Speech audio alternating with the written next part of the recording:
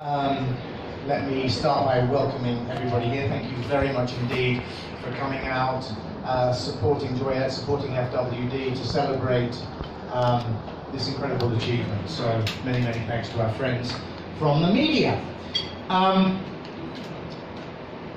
been asked to say a few words just to wrap things up, and I'm trying to think of what I really can say, because in between Joyette's very eloquent articulation of all the events that transpired, I guess, leading up to, during and post the event, great questions and answers from the media and from the rest of the, from Russia and more. But there are a couple of things, I guess. First of all, I mean, well done.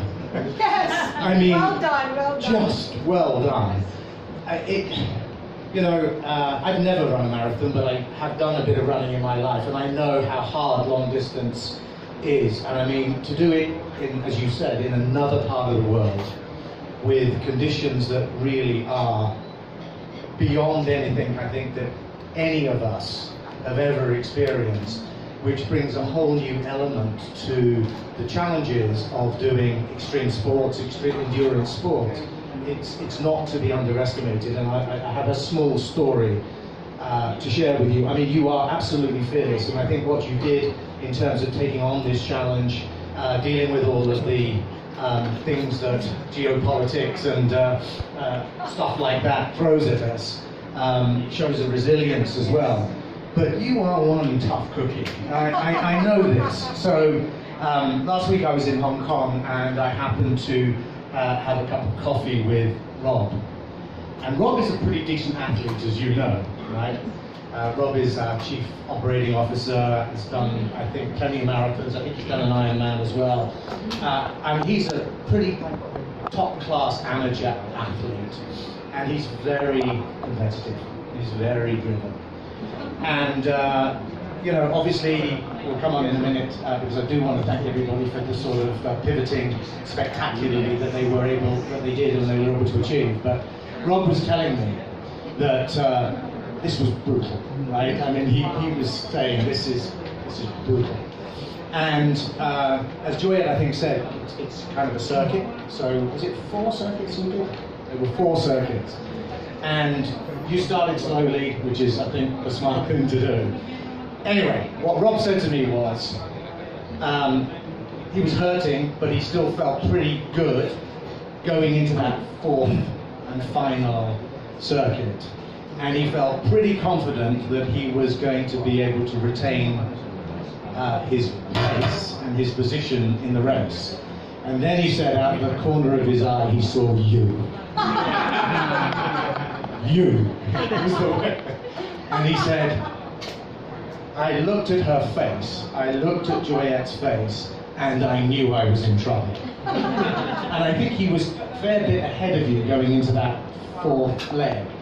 And he just said, his admiration for you, for that final sort of, kind of grit and guts and determination, because the back end of a marathon, even if it's in familiar territories, forget about running in the heat of the Philippines. If you're running in somewhere quite nice like, mid-Europe, it's hard. That last bit when you kind of hit that wall, I think often people say about 30 kilometers, 35 kilometers, it's brutal. I mean, you just dug deep, and clearly you knew what you wanted to achieve, not just to win the women's race, but to almost win the men's race as well. So, I mean, it's absolutely tremendous, and I'd like everybody to, I mean, you made yourself proud, you made FWD proud, and you certainly made the Philippines proud, so congratulations, and please join me in yes.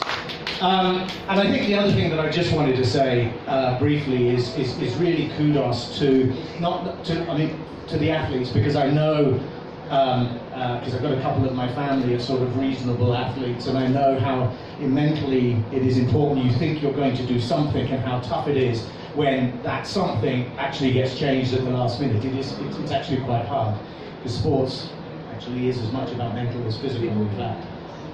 So, I mean, real kudos to the athletes, but I think also to all of the colleagues in FWD and the NorthPoleMarathon organisers who recognised that obviously this was a tremendous amount of commitment that had been put in by a whole lot of people, athletes and organisers, and to be able to deal with a completely unexpected left field event, such as geopolitical tensions getting in the way of being able to execute.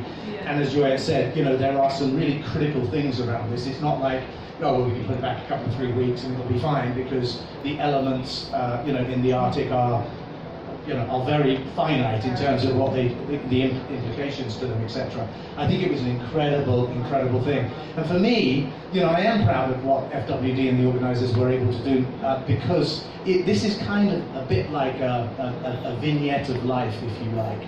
And this really is what FWD is about, which is making sure that mentally and also financially, that when life throws you a curveball, which unfortunately it does more often than we would actually like, you have the wherewithal to be able to deal with it.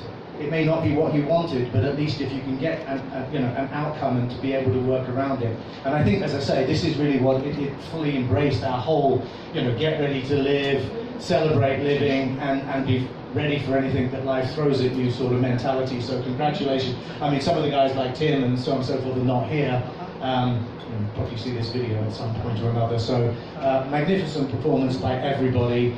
And again, all I can end up by saying, Joyette, I am absolutely in awe of your achievement.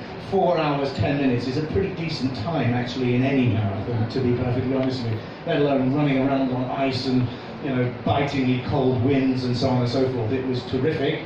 And if we do get a chance to do it all over again, well, expectations are pretty high now. Yeah. You've set the bar really high, but brilliant job. We are so proud of you. We're delighted you came home safely, successfully, and proudly flying the Philippine flag. So well done. Thank you very much indeed, everybody. Thanks.